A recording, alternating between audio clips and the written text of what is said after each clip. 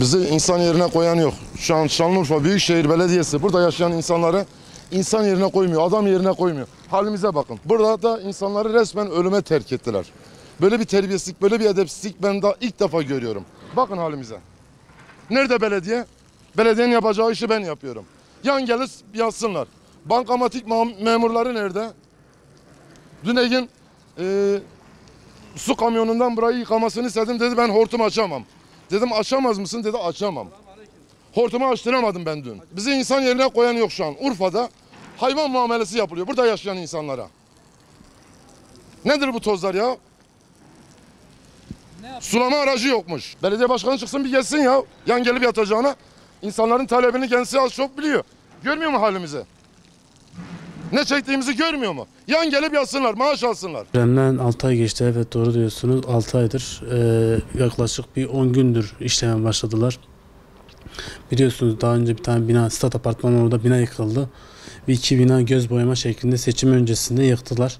Ondan sonra her şey durdu. Son bir hafta 10 gündür yıkıma başlamışız. Adeta burası şantiye gibi. Yani biz burada kendimiz mağdur olmuşuz. Ya müşteriler girmiyor. Toz, duman, toprak, biz kapımızı açamıyoruz. Yani müşteriler giriş yok yani. Giriş olmayınca, sirkülasyon olmayınca dönmüyor. Biz maddi olarak çok sıkıntılar yaşıyoruz. Bir de esnaf olarak yani kira zaten günde ödeniyor. Dükkan sahipleri bize yardımcı olmuyor.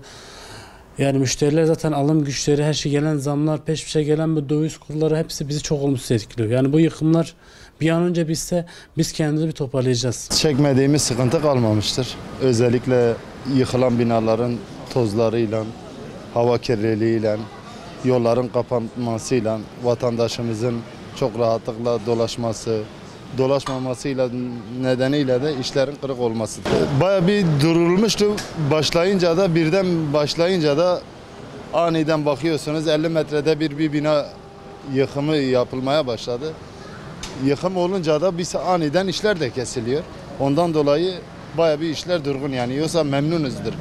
Yıkımların bir an önce bitmesi, ardından tekrardan yapılış başlaması güzel bir şeydir yani. Depremden önce işlerimiz bayağı düzgündü. İyice güzel oldu. Depremden sonra bayağı bir duraklama oldu. Depremden sonraki ağır hasarlı binaların yıkılmaması, giriş çıkışların olmaması esnafı bayağı mağdur etti. Son zamanda toz, duman, yıkılan binaların hiçbirine su dökülmüyor. Toz, duman içerisinde. Böylece kimse gelmeye tenezzül etmiyor yani. Çevre ileride sorduğumuzda her yıkım yerlerin iki taraflı itfaiyenin su döktüğünü söylüyorlar. Ama buradaki binaların yıkım sırasında hiçbirisine su dökülmüyor. Nadir tek binalarda su dökülüyor.